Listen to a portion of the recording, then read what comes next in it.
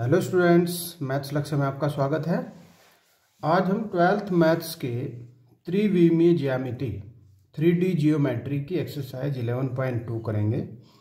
ये इसका पार्ट 1 रहेगा। हम इसमें 2 पॉइंट्स पे डिस्कस करेंगे, जिसमें कि पहला पॉइंट है दिए गए बिंदु ए से जाने वाली तथा दिए गए सदिश बी के समांतर रेखा का समीकरण, और जो दूसरा पॉइंट होगा वो होगा दो दिए गए बिंदुओं से जाने वाली रेखा का समीकरण। इन्हीं टॉपिक्स को क्लियर करेंगे, इन्हीं से रिलेटेड क्वेश्चंस को भी क्लियर करेंगे। तो वीडियो को पूरा देखें और दोनों टॉपिक क्लियर कर लें इस पार्ट में, और नेक्स्ट पार्ट में फिर इसी प्रकार से 2 पार्ट और आएंगे, उसमें भी नेक्स्ट टॉपिक्स को क्लियर कर लेंगे इस एक्सरसाइज की। तो एक्सरसाइज कंप्लीट हो जाएगी। तो वीडियो को पूरा देखें और अच्छे से समझें। चलिए समझ लेते हैं। सदिश रूप और कार्तीय रूप, 2 रूपों में इसको समझना है। तो देखिए यहाँ पे एक्स वाई जेड मैंने अक्ष दर्शा दिए हैं पहले से ही, और इसने कहा है कि दिया गया कोई बिंदु ए है। तो समझिए, बिंदु मान लीजिए मैंने यहाँ पे ले लिया, ये ले लिया ए बिंदु से जाने वाली और दिए गए सदिश बी के समांतर रेखा का समीकरण। तो मतलब ये समझ लीजिए कि ऐसे इस प्रकार से एक लाइन जा रही है ना, ये है बिंदु ए, ऐसे ये रेखा है, इसके फिर एक समांतर रेखा है यहाँ पे, ठीक है। ये है वेक्टर बी, ये सदिश बी है, और इस रेखा का समीकरण हमें चाहिए। अब इस रेखा पर भी हम कोई बिंदु P ले लेते हैं, ठीक।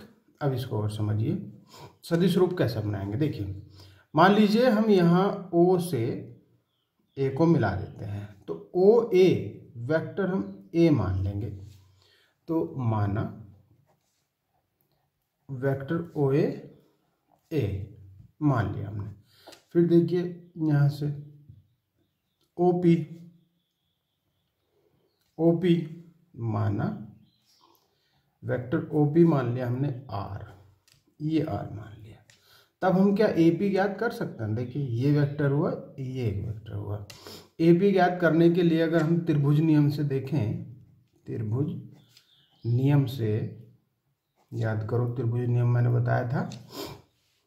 त्रिभुज नियम में क्या है कि OA plus AP, OA plus AP किसके बराबर है, तो OP के बराबर है, ठीक है।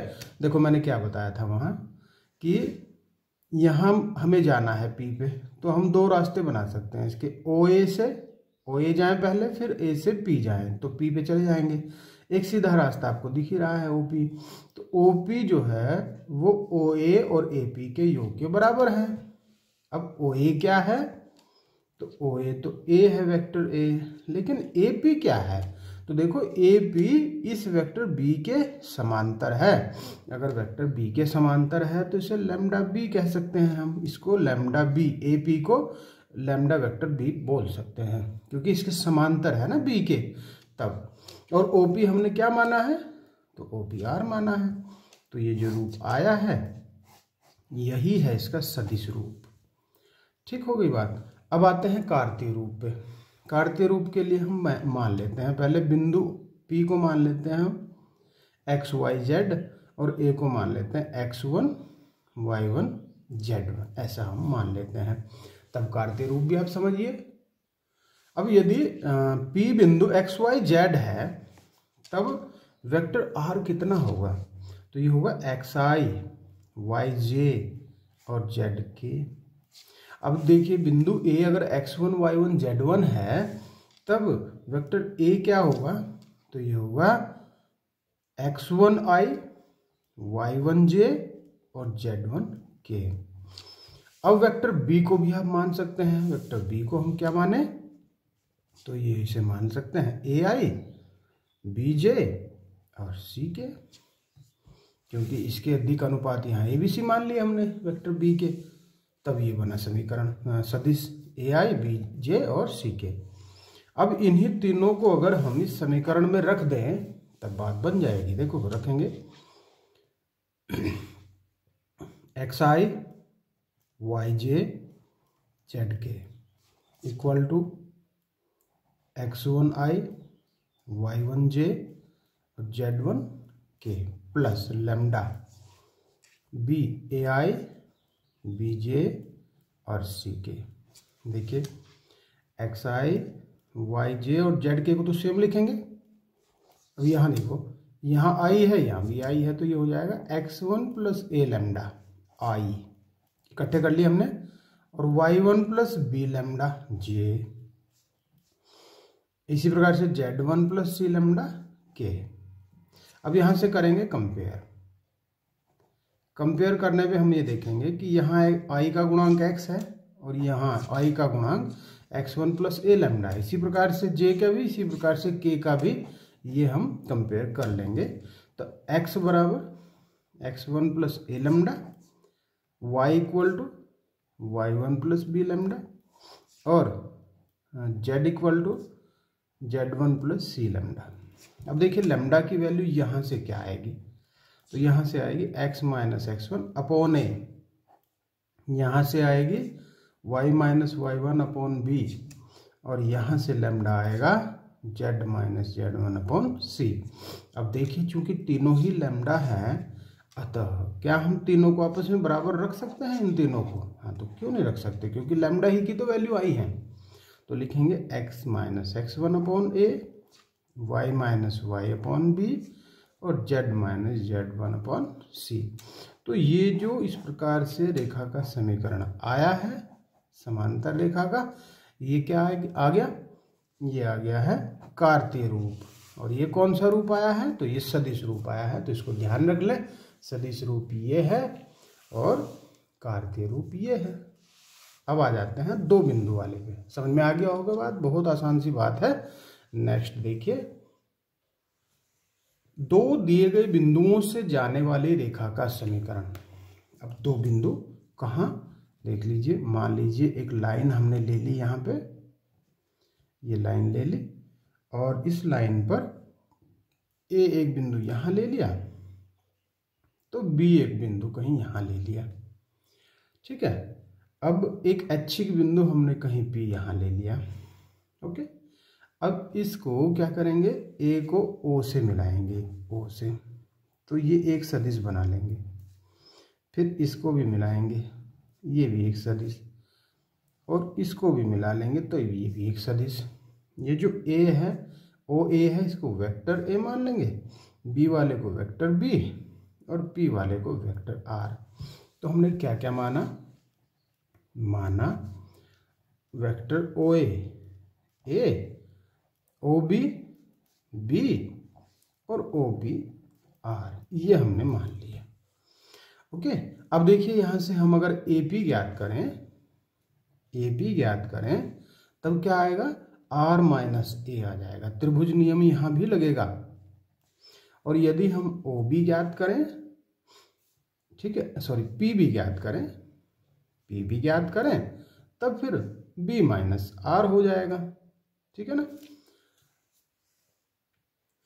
पी बी नहीं बल्कि ए बी ज्ञात करना है, देखो है ना, ए बी ज्ञात करेंगे। पहले ए पी ज्ञात कर रहे हैं, तब हम क्या ज्ञात करेंगे, ए बी पूरा, ए बिंदु से ही ज्ञात करेंगे बी को। तब क्या आएगा, बी माइनस ए आ जाएगा, बी माइनस ए आ जाएगा, ओके।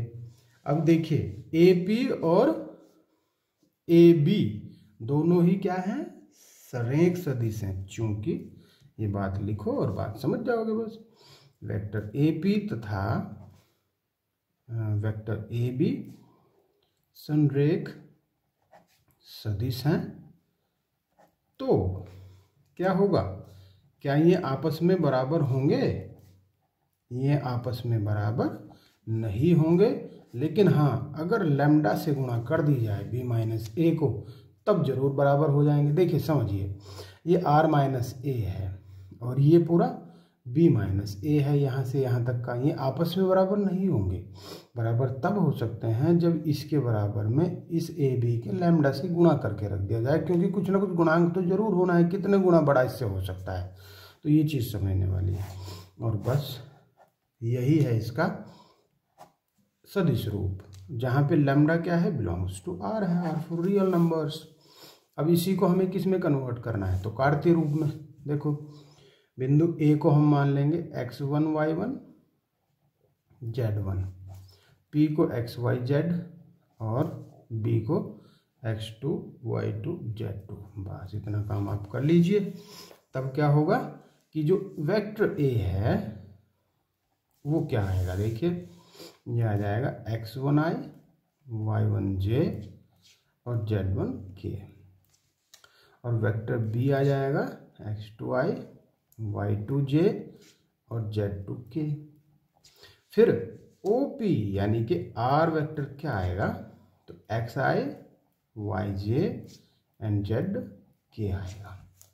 अब इनकी वैल्यूज को तीनों को अगर हम यहाँ पे भर लें तब बात बन जाएगी, है ना। तो देखिए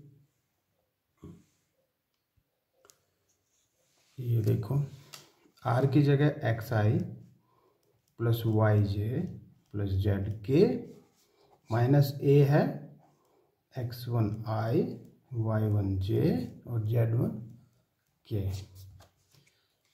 equal to lambda in bracket B में से क्या घटना है, a घटना है,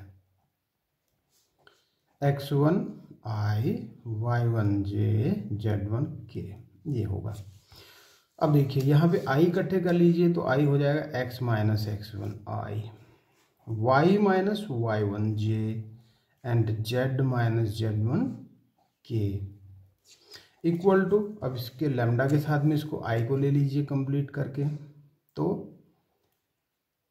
x2 लैम्डा x2, लैम्डा बाहर रहेगा, x2 माइनस x1i, x2 में से x1 घटा देंगे, फिर इसी प्रकार से lambda into y2 minus y1k and lambda into z2 minus z1, ये j आएगा और ये k आएगा यहाँ पे।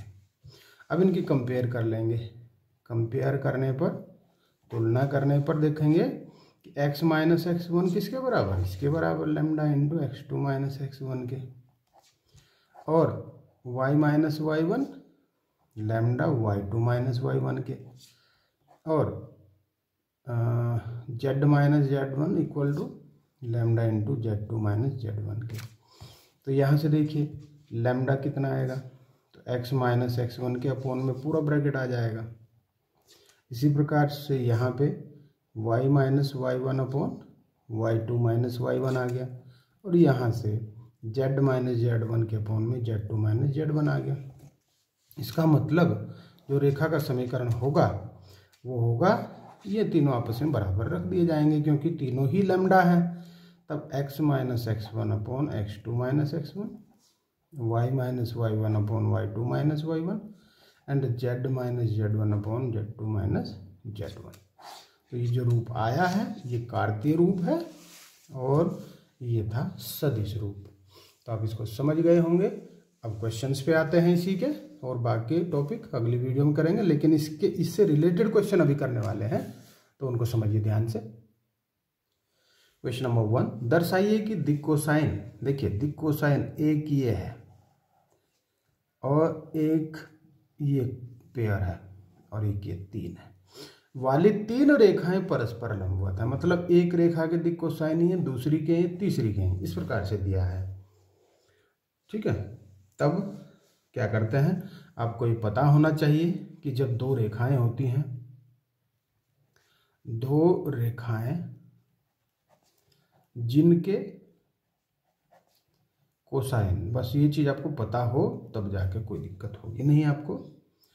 L1 M1 N1 व L2 M2 N2 हो,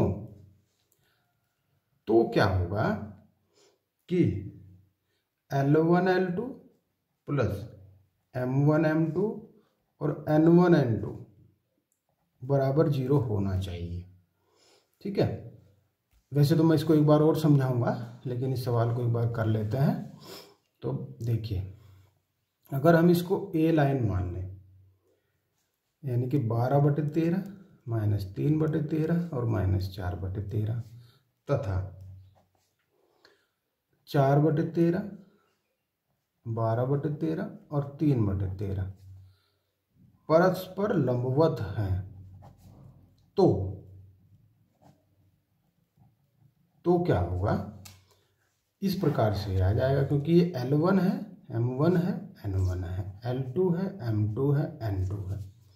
ठीक है, तो इनकी गुणा कर देंगे। देखो 12/13 की गुणा किसमें, 4/13 में, और -3/13 की गुणा 12/13 में, और इसकी गुणा इसमें -4/13 की गुणा 3/13 में। अब देखो बराबर 0 आता है या नहीं आता है, आता है तो बस लंबवत हो जाएगा। तब देखिए 12 चौके 48 अपॉन 169 -36 अपॉन 169 और 4 दिया 12/169, तो ये हो जाएगा 48 - 48 अपॉन 169, जो कि 0 आ जाएगा। तो ठीक है, हो गया, ये भी लंबवत हो गया। अतः ये रेखाएं लंबवत हैं, लंबवत हैं। ओके, फिर देखिए दोबारा से, फिर दूसरे वाला है 4/13, 12/13 और 3/13 व 3/13 -4/13 और 12/13 परस्पर लंबवत हैं तो गुणा करेंगे 4/13 की किसमें, 3/13 में, क्योंकि इसी प्रकार से L1 M1 N1 L2 M2 N2 मान लेंगे, गुणा 3/13, 12/13 की -4/13 और 3/13 की 12/13, 4 दिया 12/169, 12 चौके 48/169 और 12 दिए 36/169। देखो 36 12 48 -48 अपॉन 169 इक्वल टू, ये भी 0 आ गया। अब हमें क्या करना है, अब करना है तीसरे नंबर का, यानी कि 3/13 -4/13 और 12/13 व शुरू वाली जो थी ये थी 12/13 -3/13 और -4/13। तो इसका आप करके देखेंगे, बिल्कुल 0 ही आएगा। तो फिर फाइनली हम लिख देंगे, अतः दी गई रेखाएं क्या हैं, परस्पर लंबवत हैं। ऐसा करने के बाद, लेकिन इसका भी आप करेंगे इसी प्रकार से जैसे मैंने दोनों किए हैं, तब ये भी हो जाएगा। ठीक है ना। चलो नेक्स्ट क्वेश्चन पे आओ, बहुत इंपॉर्टेंट क्वेश्चन आने वाले हैं। दर्शाइए कि बिंदुओं, दो बिंदु दिए गए हैं, से होकर जाने वाली रेखा बिंदुओं समथिंग से जाने वाली रेखा पर लंब है। तो हम ये शुरू में जो दो बिंदु दिए हैं इसको ए बी मान लेंगे। ठीक है, इसको बी मान लिया मैंने। से जाने वाली रेखा के दिक् अनुपात ज्ञात कर लो सीधा। दिक् अनुपात ज्ञात कर लेंगे तो देखो क्या आएगा, 3 - 1, 4 - -1 और -2 यानी ये हो गया 2, ये हो गया 5 और ये हो गया -4। ठीक है, तो ये हो गया यहाँ पे A1 B1 C1। और दूसरा बिंदु मान लीजिए ये बिंदु C है, ये बिंदु D है, तो C 0 3 2 D 3 5 6 से जाने वाली रेखा के दिक् अनुपात। देखिए ये हो जाएंगे, 3 में से 0 जाएगी, x2 में से x1 जाएगा और 5 में से 3 जाएगा, y2 में से y1 और फिर 6 - 2। तो ये हो गया 3 2 और 4, 3 2 4। ठीक है, तो देखो ये दिक् अनुपात आ गया। इसको हम A1 B1 C1 कह सकते हैं, इसको हम A2 B2 C2 कह सकते हैं। तब फिर हमें ये पता है कि यदि AB लंब है CD पर, यदि, तो क्या आना चाहिए, A1 A2 B1 B2 और C1 C2 0 आना चाहिए। तो हम ले आएंगे, देखो 2 गुणा 3 प्लस 5 गुणा 2, 5 की 2 में गुणा, प्लस माइनस 4 की 4 में गुणा, 3 दूनी 6, 5 दूनी 10, माइनस 16। तो 16 में से 16 गए 0। तो AB लंब है CD पर। यही हमें प्रूव करना था, दिखाना था, सिद्ध करना था। तो देखो आसान सा सवाल हो गया, ठीक है ना। अब इसके बाद देखो, पहले अभी हमने क्या बताया, लंब बताया। अभी हम क्या बताने वाले हैं, समांतर बताने वाले हैं अगले क्वेश्चन में। तो दर्शाइए कि बिंदुओं से होकर जाने वाली, इसी प्रकार से हम दिक् कोसाइन इसके भी याद कर लेंगे। मान लीजिए A है 4 7 8, B है 2 3 4 से जाने वाली रेखा के दिक् अनुपात। तो ये निकालने आप जान ही गए हैं, कैसे निकालते हैं, x2 minus x1, y2 minus y1, z2 minus z1।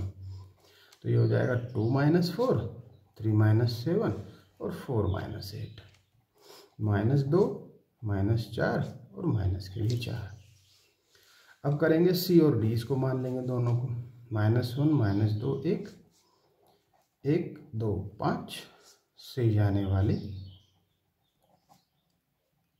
रेखा के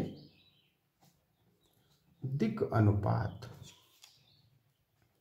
दिक् अनुपात निकालना आपने सीख लिया है। x2 माइनस x1 यानी कि 1 माइनस -1, फिर दूसरा 2 माइनस -2, तीसरा 5 माइनस 1। ये 2 आ जाएगा, ये 4 आ जाएगा, ये 4 आ जाएगा, ठीक है। तो ये हुआ। अब देखना है हमें कि ये जो अनुपात हैं ये आपस में बराबर आते भी हैं कि नहीं आते। कंडीशन क्या है वो हमें पता होना चाहिए कि देखिए AB समांतर CD के होगा यदि A1 और A2 का अनुपात, B1 B2 का अनुपात और C1 अनुपात C2 बराबर हो जाए। तो देखिए ये A1 है, ये B1 और ये C1, ये A2, ये B2 और ये C2। तब देखो A1 अपॉन A2 कितना आया, -2/2 यानी कि -1। B1 B2 -4/4 यानी कि ये भी -1। और C1 C2 ये भी -4/4 यानी कि -1। तो तीनों ही वैल्यू -1 आई हैं, इसलिए अतः AB लंब है, सॉरी समांतर है CD के।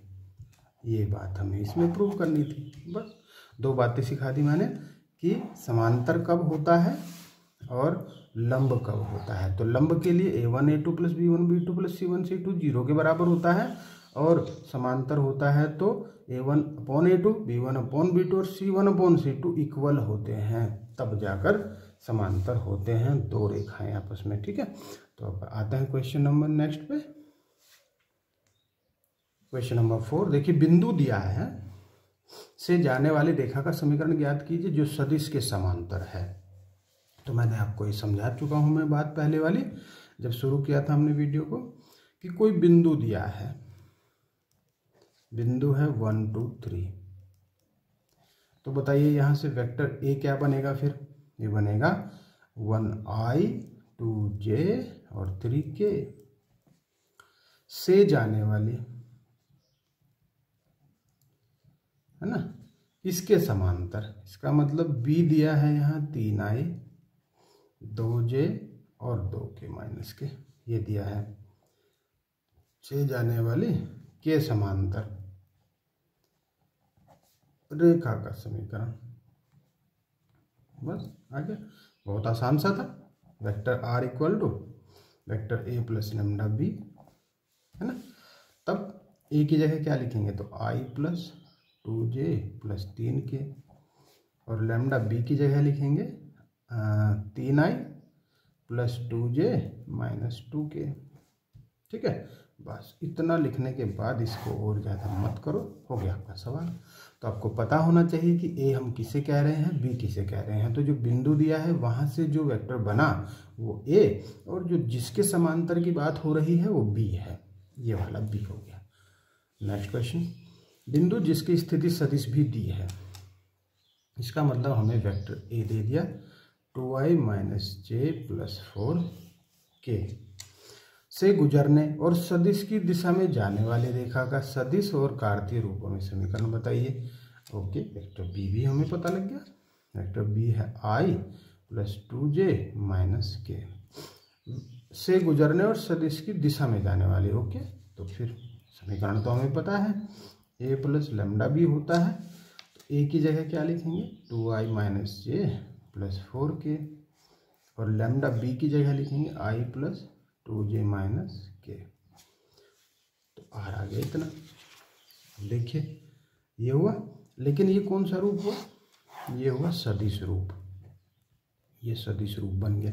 अब इसको कार्तीय में करना है हमें, तो आर की जगह क्या लिखते हैं xi yj और zk बराबर 2i माइनस जे। करके भी दिखा देंगे, वैसे तो खैर एक सूत्र हमने बना ही लिया है, लेकिन अगर करके भी दिखा दें तो ज़्यादा अच्छा लग जाएगा इसको भी। तो देखिए यहाँ से x बराबर आएगा 2 प्लस लैम्डा, y बराबर आएगा कितना -1 प्लस 2 लैम्डा और z बराबर आएगा, सॉरी z बराबर आएगा 4 minus lambda.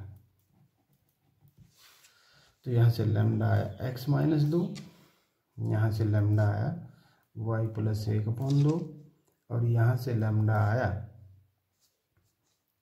Minus z plus 4। ठीक है, ये वैल्यू आई।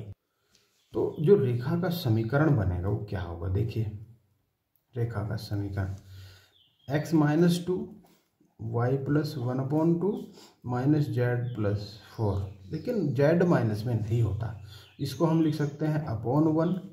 इसको तो खैर ये ठीक लिख दिया, लेकिन इसको -1 नीचे लेके इसको z माइनस 4 कर लो, -1 कॉमन लेके, तब हमारा जो आंसर बनेगा वो बिल्कुल सही बन के आ जाएगा। ठीक है, तो ये इसका कार्तीय रूप हो गया। नेक्स्ट पे आओ फिर क्वेश्चन पे। उस रेखा का कार्तीय समीकरण ज्ञात कीजिए जो बिंदु इतने से जाती है और इतने के समांतर है। देखो बिंदु दे दिया और इसका रेखा का सदिश रूप नहीं बल्कि कार्तीय रूप दे दिया। तो हमें क्या पता है कि एक बिंदु है -2, 4 और -5 और रेखा है x प्लस 3/3 बराबर y माइनस 4/5 बराबर z प्लस 8/6 के समांतर। ठीक है, यह है। तब यहाँ पे हमें एक सूत्र पता है, मैंने अभी लिखवाया था कि बिंदु x1 y1 z1 शुरू में जो बताया था से गुजरने वाली तथा दिक् अनुपात ABC वाली रेखा का समीकरण हो जाता है x minus x1/a, y minus y/b और z माइनस z1/c।